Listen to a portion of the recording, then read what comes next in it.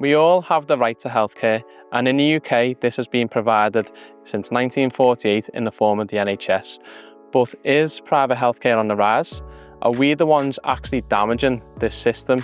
And are we the last generation to have free access to healthcare at the point of need? Hi everyone, and welcome back to the Chemist Couple podcast with me, Jess. Go on. Finally. So in this week's episode, we're going to be discussing the NHS, so the National Health Service, which is the service that provides healthcare to everybody who lives in the UK. The reason why we're discussing this one is obviously it's a very big topic. If you do live in the UK, you will be very aware about the issues that the NHS is under at this moment in time and have been for quite some time. We also work in the NHS as pharmacists, so we see every single day the impact that, like we always say, poor lifestyle choices are having on the NHS and the burden that that's putting it under. And so we just wanted to have a quick discussion about it, and then also maybe give some solutions to how we think the NHS could be saved going forward. Yeah, we are aware that some people will be listening in America, and this doesn't necessarily apply to their model of healthcare, but they can, at least if you are watching and listening, that you can see how our model works, the flaws in it, but also, I don't know, you might be able to take something from it. I think it's always interesting, isn't it, to see what other countries do in terms of anything really, but especially with healthcare. Like you say, it is one of those things that everybody is entitled to. And, you know, as we know in America, you know, it's majority of it is privatised and it can be very expensive. And so it does bring up a lot of issues. It does. And the reason why we actually did this video is we are aware of all the pressures it's under, and we're just fearful that we could be the last generation to ever use this gem, really. It's an asset to the country. And I think it's because, as we'll get into, it's being utilised in the wrong way. A lot of the staff and the actual structure of the NHS gets a lot of bad press, but in my opinion, probably yours too, that's not sort of warranted in any way. So yeah, I think it's a good way to go into. Yeah. And the first thing to point out, and we're going to go on to, is funding. Because I think with a lot of things, people think that it's got an endless pot of money, which isn't true for the NHS. It is state funded. Yeah. So people who pay the taxes, I think 99% of the funding for the NHS comes from taxation. I think 1%, from what I read, come from like prescription charges.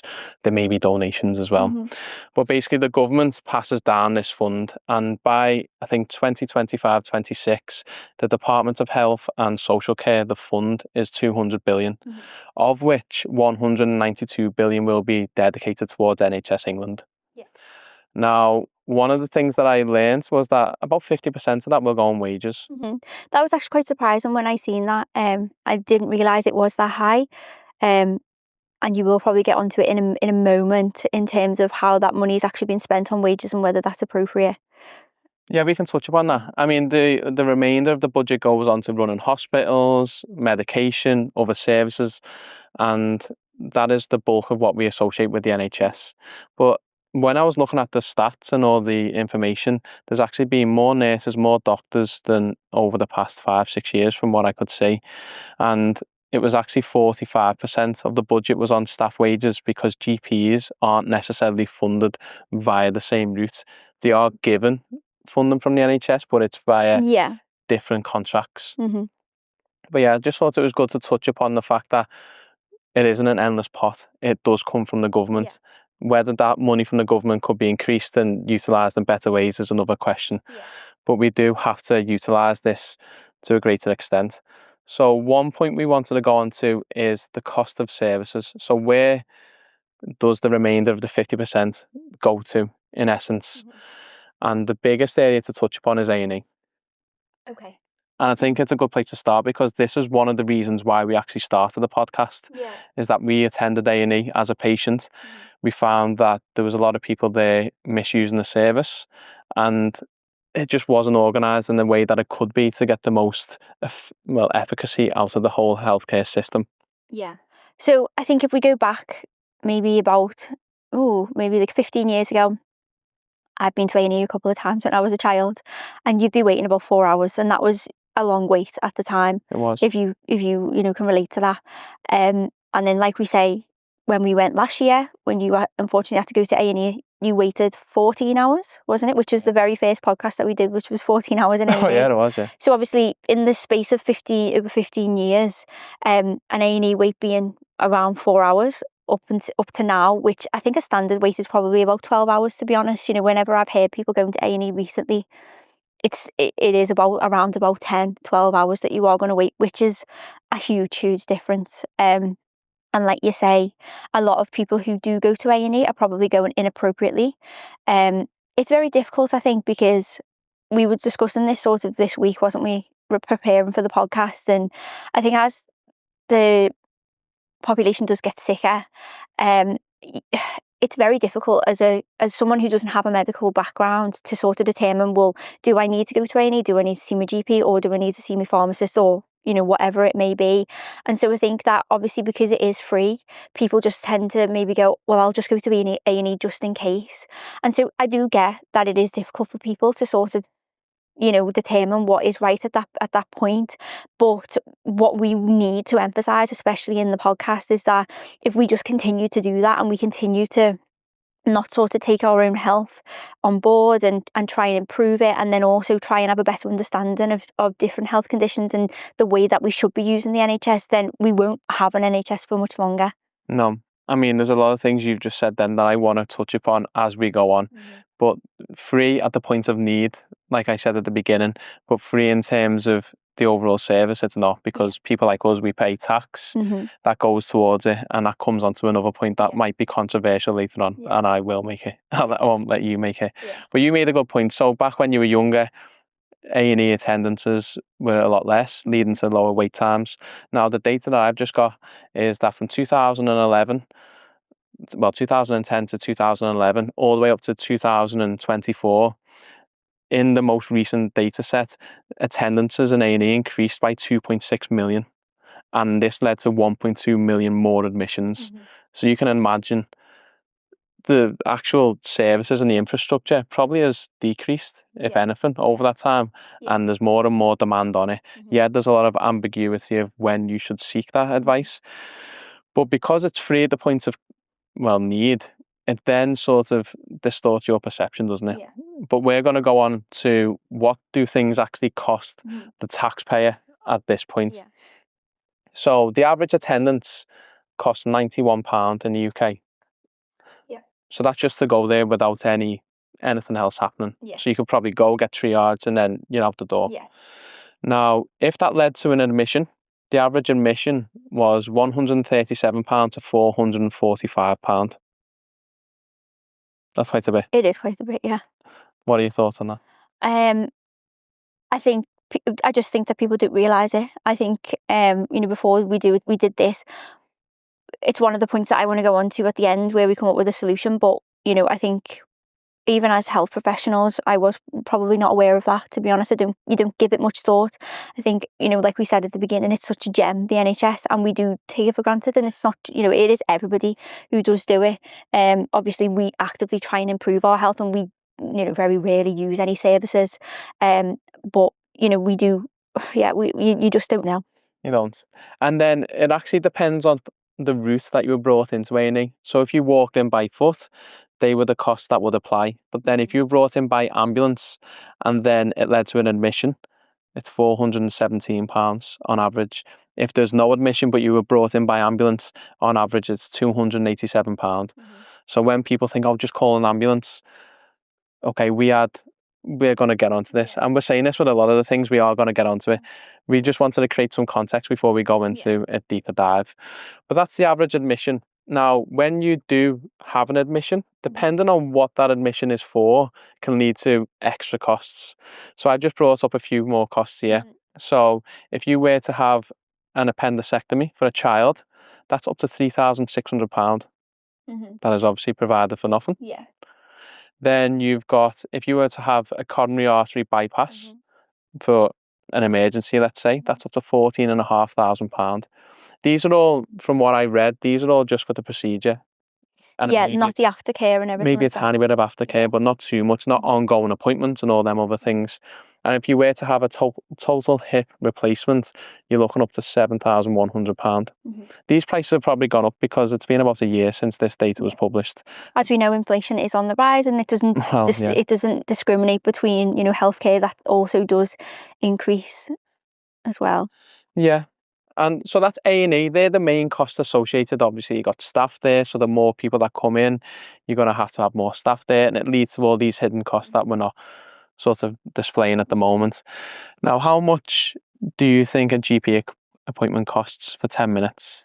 So I can see it on the screen, so that's it, but it costs £56, which, to be honest, I think, you know, what the GPs will do, you know, it's obviously their time, it's the building running costs that you're paying for. You know, obviously a lot of the time, if you do go to a GP appointment, then you will probably get some investigations done in the form of bloods or blood pressure checks and things. So £56 probably sounds about right, but again, you probably would not associate a 10-minute GP appointment with it being such a high cost. Yeah. I mean, you don't really factor in a lot of things, do you? I mean, a lot of people, let's use going to a restaurant as an example. People say, oh, well, I can make that at home for X amount. Yeah, but you're not employing a front of house, a chef, or the electricity, gas. And it's the same with the NHS. It's no different to any other business. It's just the fact that you don't have to pay to use it at the point of need. Now, we've just brought up some costs within the NHS. And we did discuss the idea that private healthcare is on the rise, and it is. We see more and more patients in the surgery who are being seen by private GPs, private cardiologists, and we're getting correspondence from them. Because, I mean, waiting times is a big one. Yeah, it is a big one. Like, I was just about to say, I had a patient today who had been waiting for a gynecology appointment since 2022, so 3 years. She'd been waiting to speak to a gynecologist, which is a very long time. And you know, I think we tend to forget, especially when you work in the NHS, that you know, that one condition that woman had, you know, that could have been really affecting her life every single day. And you know, I obviously don't know the background of the woman, but you know, if she's paid her taxes in all of her life and then she's having to wait 3 years for an appointment, it is sad. And we do need to really try and think about solutions, and you know, as on an individual level, is the best way to sort of go forward and really, you know, utilise the NHS when you really do need it. Yeah, we have got the solutions later on, but I'm going to bring this point up now because it's been brought up a couple of times by you, is that, so for that lady, for example, she hadn't been seen for 3 years, could have debilitated her life. She could have been a taxpayer all that time. Now, from 2023, there was some data released, I think, by the National Statistics, that 2.5 million adults from 16 to 64 in the UK are basically not working due to long-term sick conditions.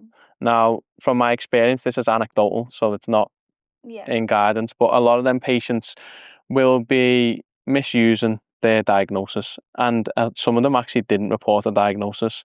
So ironically, these people, and there's quite a lot of them from my experience, and this is where it really gets me, so it might be controversial in the fact that these people are draining all the resources from the NHS. They're not putting anything back into it. And then you've got a lady who's a taxpayer, has been funding for their treatment, normally through conditions that are normally self-inflicted. So again, a double whammy, and she can't be seen, and she's got to go again and pay more money for healthcare. So she's having a greater expenditure for her healthcare because someone else has neglected their health, getting self-funded. I just don't understand it. I mean, the only thing, like, I can relate it to like a cat. A lot of the people that use the NHS are like cats. Like we had a cat, we paid for him to live. If he was sick, we went and paid for him. He didn't bring anything to us. And that's what I associate some of these people in society to be. And it's very controversial, but it's true. I see the other side of it. There are people who genuinely do need to be supported by the system. And I agree with that. I think it dilutes it. It does. It completely dilutes it. You'll see people say that they're sick, COPD conditions, but then will continue to smoke, not go to work, still do all the things they want to do, go to the pub every day, but then they're getting funded by the state, the NHS, and taken away from good, hard-working people. And the working class is no longer the working class. It's the working class now is the non-working class. It just makes no sense to me. And without going too far into it to be political, I just don't agree with it. So in that case with that lady, I think she's got every right. And this is where the bad press comes from. This is the whole point I was making that point, is that the NHS is poorly organised, that I can't get seen, I do this. And I see her point of view. But then we have a duty of candour. We have to abide by 4 principles within healthcare. One of them being justice, which relates back to that the right to human health. We have to provide equal healthcare and opportunities to everyone who walks through them doors, regardless if you agree with it or not. And that's where it's quite hard being a healthcare professional, because it's not liberating. Like, if you were a pub landlord, you could kick someone out of your bar if they weren't adhering to your local policy. We can't do that in healthcare, which is the hardest thing. Yeah, it does get really frustrating. And I think, to put that into context, what you've just said, we see it every single day. So we're not just sort of making this up or trying to be No, controversial. definitely not. We do actually see these patients all the time. And probably if you are a healthcare professional listening to this, you will know that what we're talking about. You tend to get those patients who you sort of see them on a list and think, oh, because they come with a lot of different problems, and nothing can help them, and they're really difficult patients, to be honest. And it's quite hard saying it, because as a healthcare professional, you're bound by multiple bodies, and it feels as though you sign an NDA all the time, and you can't really speak what you truly believe. And that's where the system goes down. If we could actively voice our opinion, it would be such a big difference in terms of how it runs. And we should, and this is, I've always said this for a long time, should you prioritise treatments for someone who is not self-inflicted, has funded the system, over someone who has caused a lot of pain on the system, drained it, and has no intention to improve their health? Yeah, that's the thing for me, is that I obviously went into healthcare to be a pharmacist because I genuinely wanted to help people, and I enjoy helping people. And if someone comes to me, whether they pay the taxes or they don't, if they genuinely want help, then I will help whoever. It's the issue that of the point of it is that most people don't want the help, and that's the hardest thing as a health professional, because you just constantly be trying to help people, and then they just don't want to know until it's too late then, and then they'll come crying back to you and saying that they've had a bad experience or whatever, and actually it was just that they didn't want the help initially. I think that's the hardest thing. It is. And this next point's quite good, because those who are in the US, if they are listening, they have to do this all the time. They have to fund a lot of private insurances, and if they can't afford that, they will have to go and pay the full bill. Now, the point I was trying to get to is that a lot of people who are misusing the system here, if it wasn't here, I feel as though a lot of people use it because they feel entitled to. It's there. And if it wasn't there, they probably wouldn't use it to the same extent. So this next section, in terms of cost of things outside of a funded healthcare system, might bring a bit of light to the situation. So pregnancy. Yeah, so the average pregnancy, this I think was not, I think it was just the delivery, and then potentially a little bit of aftercare, was £9,000. It was, so £9,000, and that was for a normal vaginal delivery. If you were then to get a C-section, it then increases a little bit more. So obviously it's expensive. It's a lot. And I read, and I've heard this before, whether it's true, that without insurance in America, it costs about $30,000, $35,000. With insurance, I think it went down by tenfold. I'm not too sure. If anyone could clarify, that'd be good. But in England, it's free. Obviously, we know certain populations or certain places in the country just have teenage pregnancies. Would that happen if we were in America? I don't know the teenage pregnancy rate, but I think having that as a free system, it does leverage that opportunity, doesn't it? So that's one big thing. The next thing is appointments. So this is for a GP appointment. So this was not with a specialist or anything. Well, actually, GPs are kind of specialists, but what I mean in terms of like a gastro consultant or what. So it was anything between £79 to £140. So on average, about £110 for a GP appointment. Now, that was a face-to-face. Obviously, the times were a bit different. So we just went on, we said a 10-minute GP appointment on the NHS was £56. I think this one was about 20 minutes that you were getting, and that was through Bupa. So obviously more expensive. Still expensive. Potentially. Because you might not be able to get down to the actual diagnostics in that appointment, as we know, to work in diagnosis. Next one is scans. Yeah, so I looked at an X-ray. So they're about £360 for a full thoracic X-ray. So just a chest X-ray. I had one of them last year on the NHS. Cost me nothing. Yeah. Obviously, taxes it did, but Mm-hmm. I mean, imagine having to think about whether you can go ahead with treatments due to financial implications. Yeah. That would completely change. So if I was there, I went for whatever screening it was. If money was a thing, would I have then opted to not have it? Could I have then gone and missed the diagnosis? I don't know. I don't know how that happened or how that works. I think if we're being honest as well, like when we were in the midst of it last year, we were really quite worried, weren't we? And we were obviously thinking, are we going to, like, should we go private? And because the waiting list, I think, was about at the time maybe 6 weeks, was it, for your scan? Colonoscopy, yeah. Yeah, the colonoscopy. And so we did look into actually going private for it. And we have actually been private for a couple of things over the last couple of years, haven't you? So you had a dermatology appointment a couple of years ago. So unfortunately, even us, as even working in the health system, are attending to go to private appointments because, I mean, especially for us, like if you're working full time as well, and you just need to get the issue sorted, don't you? You need to know what it is, so then you can just move on from whatever, So yeah, it's just It is hard, it isn't it? is It is hard. difficult. And the last thing that we wanted to touch upon in this section is medication. Now, the NHS, I think, in 2023, on high risk or high cost medication, spent 4.4 billion. That's not the everyday. These are just mainly HIV medication, immunosuppressive, 4.4 billion. Yeah. So I think one of them medications, actually, I did show you further down the list, was sildenafil, brand name normally Viagra.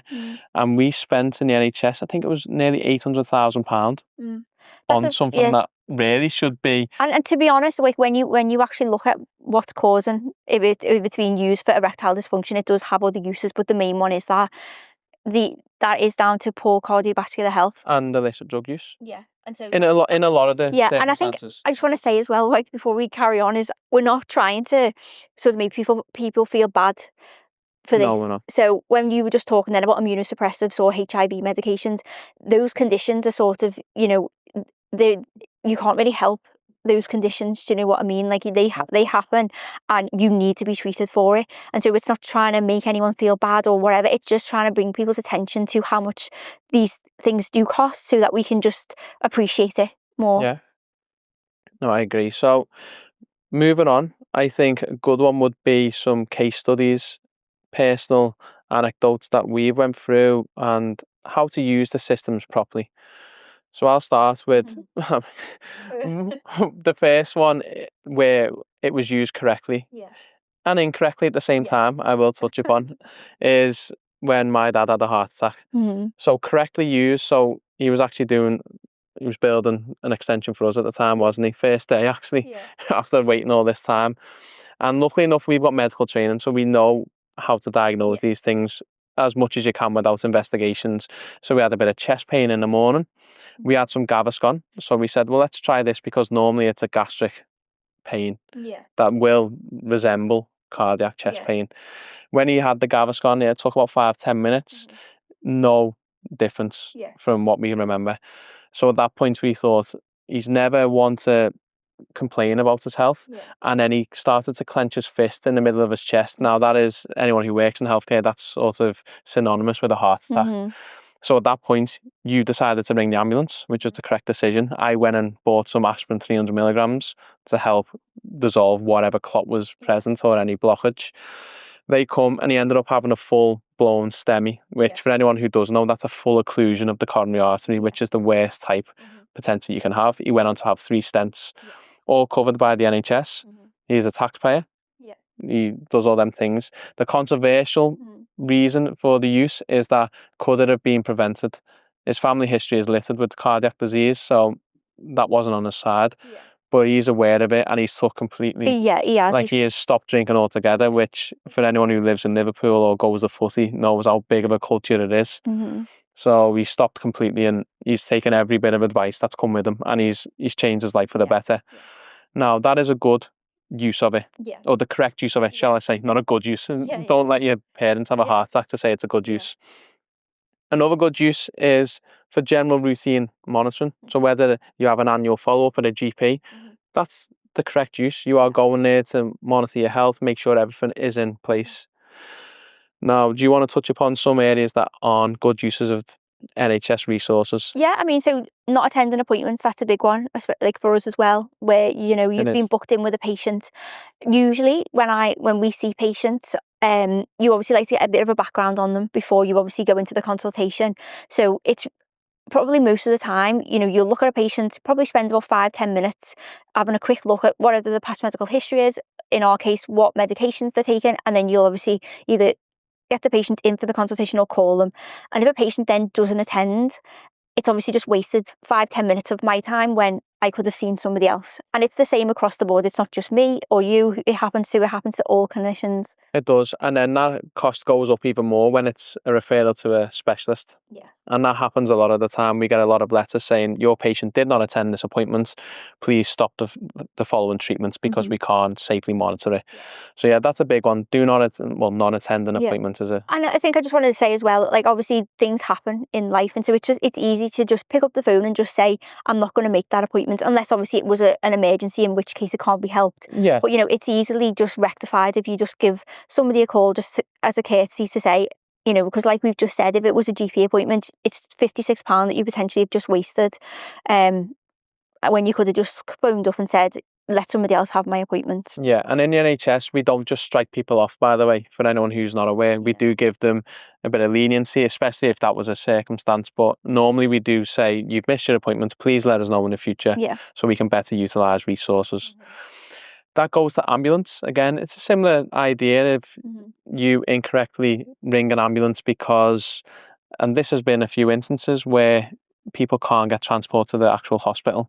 So they thought, oh, well, I'll bring an ambulance because it'll help me get there, when it's being, I don't know, maybe a broken foot or something that doesn't warrant an ambulance. And again, as you know, people need ambulances for, like you say in your dad's case, where he was having a heart attack, or you know, somebody's been in an accident. And so by you calling that ambulance again, if it's just to get a lift to the hospital, it's you know, it's taking up the time where they could be actually out, like dealing with real life emergencies and trying to save people's lives. And again, like I think we don't often correlate, you know, picking up the phone and calling an ambulance with that. You know what I mean? And I think we do need to be aware of it. And we did ponder over it for a while. So we did give the Gaviscon. We waited to know, okay, well, there's a good chance this is a heart attack. And we were reluctant to call it because we were aware of all this. And imagine if they turned up and it was just, I don't know, reflux. And we were more scared of being embarrassed about us not diagnosing a cardiac condition, which is a good point to make, is that, yeah, you may not get it right if you think it's a heart attack and it turns out to just be anxiety and you couldn't decipher between the two. It is safer to call the ambulance, and we have, that's why it's such a unbelievable resource in this country, that we've got that option to do. Yeah. And I think that goes back to what I said at the beginning, where we do understand that it is very difficult if you're not medically trained to decipher, is this a heart attack, is this not? And so that's why I do get it, where, you know, it can be quite confusing to decide where to actually go.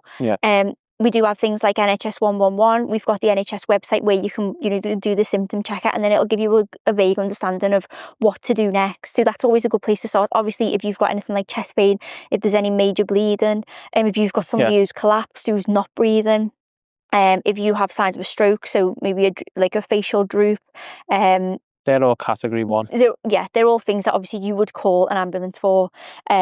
But anything else where you're just a bit unsure, then, you know, NHS 111 or the NHS website is a good place to start. It is.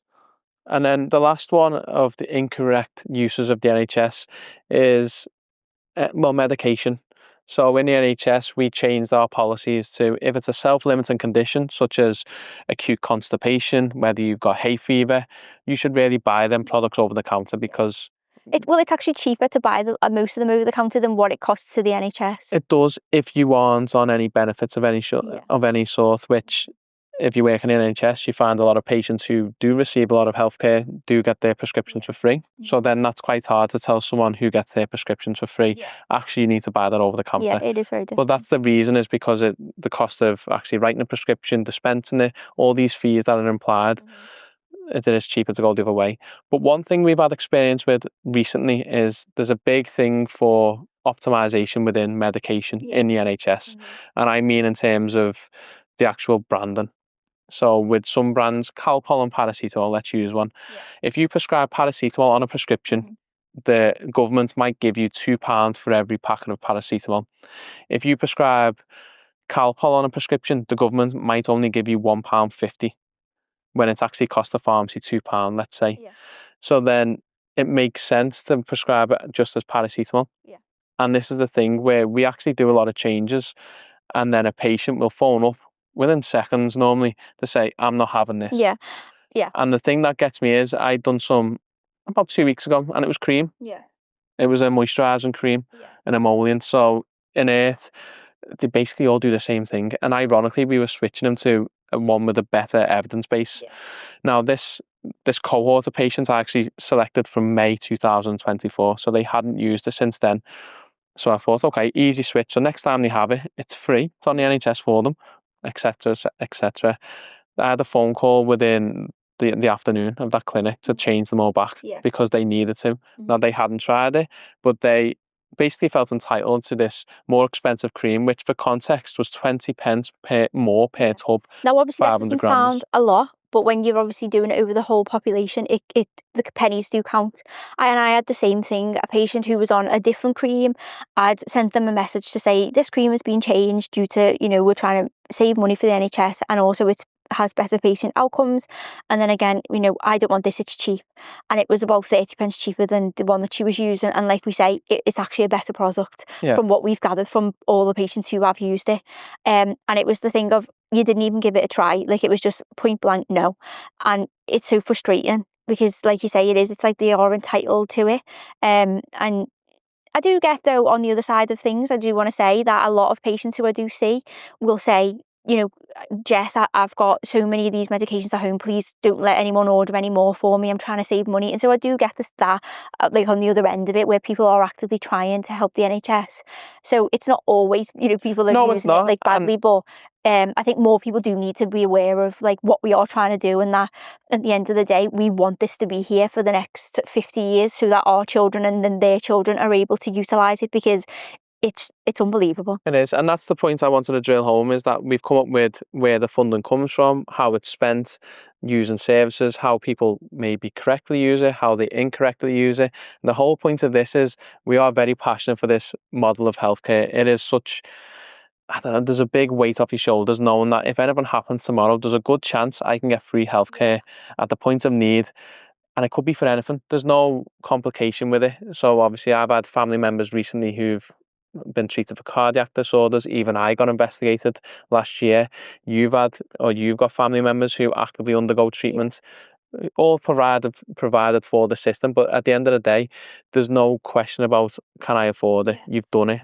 And I was going to say as well, like the actual consultants, the doctors, the nurses, the pharmacists, the physios, the paramedics, the HCAs in this country are unbelievable. Like the actual level of care that we can receive is amazing. And so, we really need to start not taking it for granted. Yeah. So if you are watching on YouTube, if you're not and you listen to it on Spotify, we'll explain this table that was provided by the NHS on how you should use the right service. So, I mean, the first option is always self-care at home. So if you have a minor cut, graze, hay fever, whatever it may be, you can just buy stuff. I mean, a lot of these things are purchasable over supermarkets. But obviously, if you need any advice from like your local pharmacist, is a good way to go. Pharmacies have changed now in terms of what they've been able to do, which is for the better, in my opinion. Pharmacists are, a lot of them are well placed. They've got a good physiological knowledge base. For those who don't know the difference between pharmacists and doctors, We actually initially start doing the same course for the first year, foundation physiology. Yeah. We then go off into pharmacology, whereas they go off into more in-depth physiology and diagnostics. Yeah. So there's a pharmacy first service now. So if you've got a urinary tract infection, I'm trying to think of all the other things that they've got. I think sore throats, yeah. where it requires antibiotics. The pill now, even The the pill. contraceptive pill you can buy. So a lot of things that require prescriptions, if it's written under a patient group directive, which this pharmacy service is, Mhm. and a lot of other services in the pharmacies, you can get these items provided you meet the criteria. If not, they will then refer you onto a GP with a letter sometimes. And yeah, I just think use your pharmacist if you can. They did come to the front of everyone's aid in COVID. No one knew who a pharmacist was. And then in COVID, everyone was like, well, your GP and all these people aren't seeing you. We're closed off. The dentist isn't seeing you.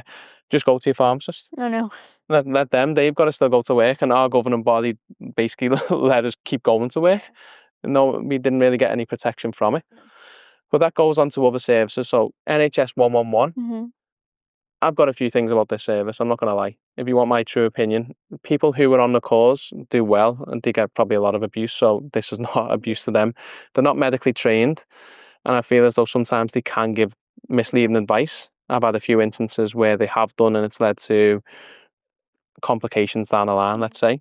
So 111 is, take it with a pinch of salt, but it's always better to go there than looking on Google. Yeah. Definitely. I think 111 should be... I think it's, 111, they have a sort of a system like that. They'll ask certain questions and it's like an algorithm, isn't it? So like you say, just bear in mind that the people who you are who are triaging you initially are not medically trained, but like you say, it is better to go there than just to Google it. And it's the only thing I don't like about 111 mainly is the fact that everyone signposts to it, and if you've not been seen by them or gone through that system, that your sort of presenting complaints is null and void. I went through them last year. Yeah. I was obviously trying to give them advice and I was like, well, no, this is what it is. And I never say who I am actually, but I'm not one of them people who say, oh, I'm this, I'm that. And the advice I was getting was, obviously I've come off the phone, I said that was not worth it, but yeah. But then again, like we say, if it's someone who's not got a medical background, like, no, true. And then they can at least you can get a bit of reassurance. Okay, well, actually, it might not be that bad. And then obviously they will be looking out for red flag symptoms. So, like, even though they're not medically trained, they will be looking out for things that would need a hospital admission, for instance. No, it is good. I just wanted to be transparent with my point of view on it. But yeah, next point then is a GP. A lot of people say they can't get in. Yeah, we'll go on to why you maybe can't get an appointment. But yeah, GPs are not just a general practitioner, in my opinion. They are very highly qualified in everything that they do. Oh, yeah. We work with some really good GPs and where we have a surgery. So if you can utilise them, do use them. Don't miss your appointments. Treat every healthcare profession with respect. We've also got urgent treatment centres. So you would use them if you've got like a break, sprain, they've got access to x-rays. And that's where you should be going because a lot of A&E admissions and attendances are due to MSK problems. They're usually also called walk-in centres for anyone who is a bit confused because I don't think I've ever heard it be called an urgent treatment centre. I did once, a couple of times. I'm just trying to be fancy now. And then the last one is A&E, which as we know, if you don't know what's going on beforehand, go there. But if you can avoid it because you don't feel as though it's urgent, by all means do some. But the one point why does this tie in with all of our podcasts? This is a good thing. So we want the NHS to be around. We love the fact of what it does.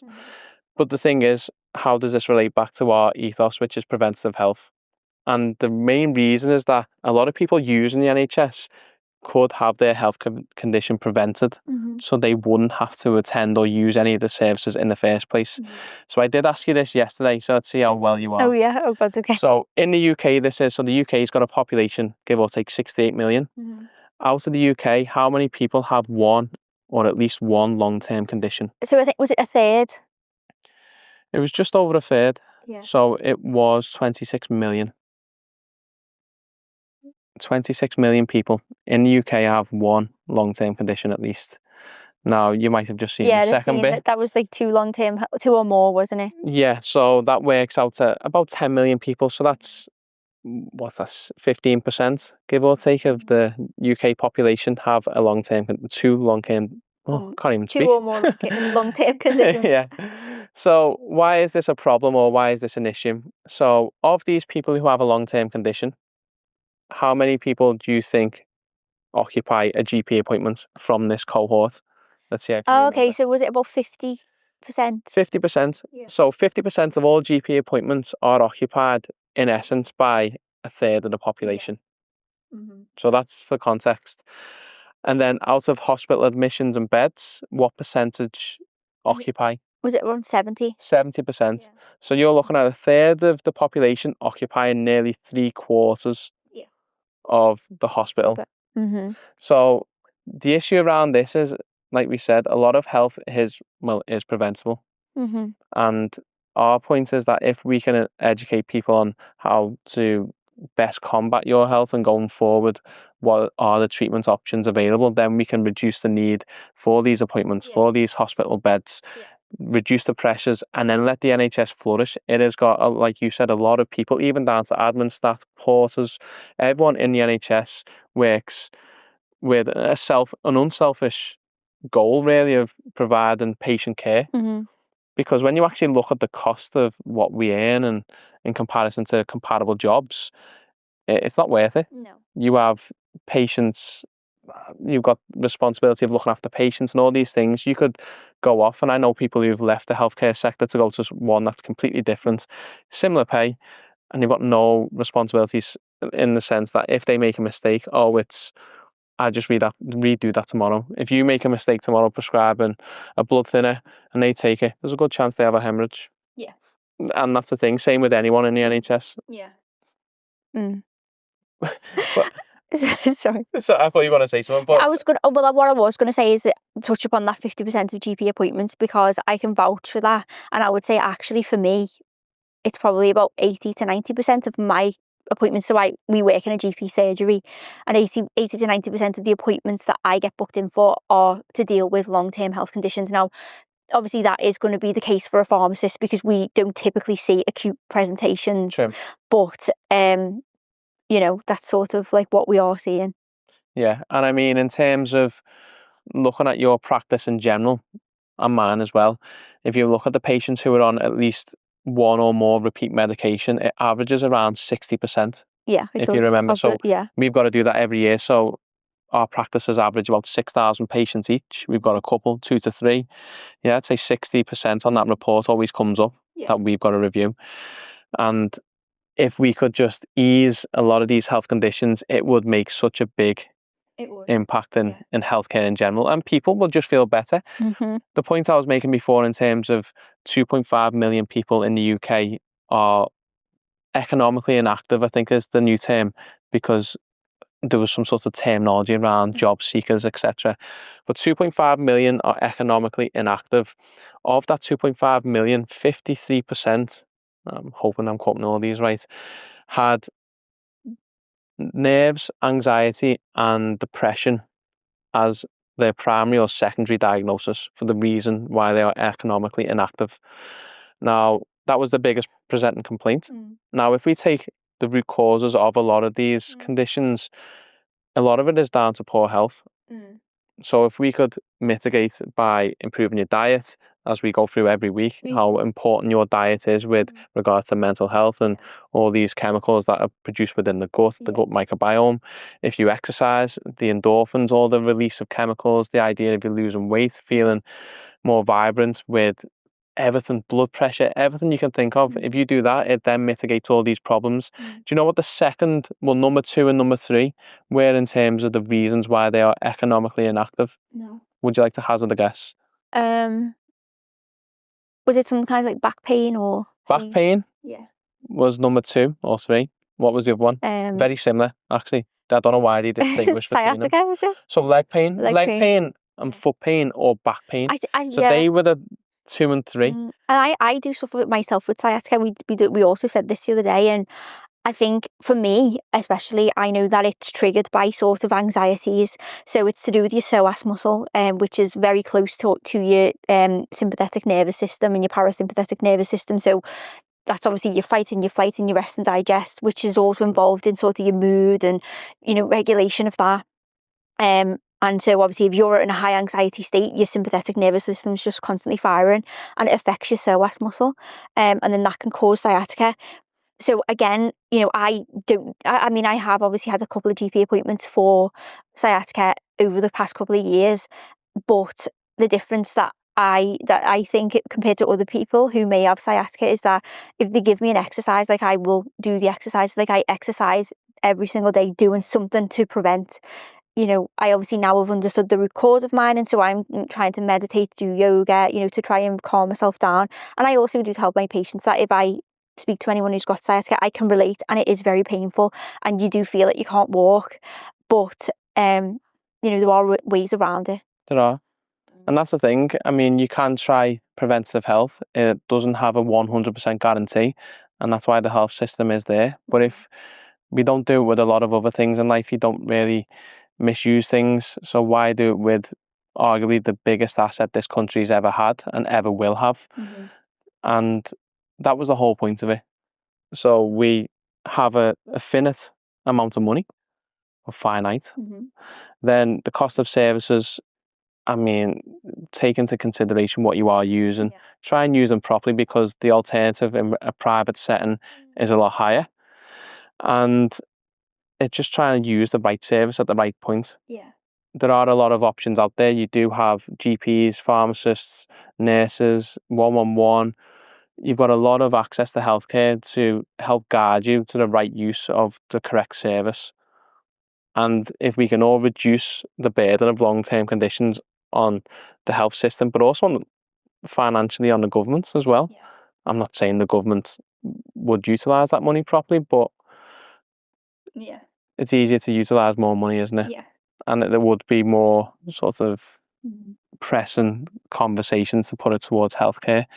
But then we could change the model of the NHS. If we are stopping people draining it for long-term conditions because of self-inflicted conditions, we could then put more money towards, like our generation, for example. We could be testing those in the 20s, 30s, who are prone to cardiovascular disease, dementia, all these things. Get all these foundations in place now so that we increase their health span. They are functioning for longer to a higher quality of life, which is one metric we use in the NHS and healthcare, is a quality of life. I'd rather live until I was 75 and move every single day until I die, until I was 90, and sit for the last 15, 20 years on a chair just watching the telly because I can't move. Well, I think I could have went off a lot longer than what I have spoke about this. I'm very passionate about the misuse of certain things. It is a really interesting topic to speak about. We live it and breathe it every single day, and it is a huge problem. And it's not getting any better. In fact, it's getting a hell of a lot worse. It's getting worse. And like we say, if we don't do something about it, then we're potentially not going to have this service for much longer. Yeah, and it would resemble something like in the US, who have, by the way, unbelievable access to healthcare in terms of the professionals over there are unbelievable. A lot of UK professionals go over there. But this idea of weighing up if you can afford stuff or forgetting to pay your insurances, what does that bring with it? It's another whole level of complexity, anxieties that we just take for granted in this country. And if we can keep it, not selfishly until I'm needing it and later on in life, but like you said, for future generations, it would be paramount to do so. So, as always, our podcasts are for informational purposes only and should not be used in substitute to seeing a healthcare professional. We haven't really given any medical advice on this one anyway, not that we ever do. And if you haven't already, please subscribe to whatever platform you're on. So if you're on YouTube or Spotify, Apple Podcasts, it all goes a long way. Thank you for watching and listening. I'll let you finish it. Go on. Thanks for watching and listening, and we will catch you at the next one.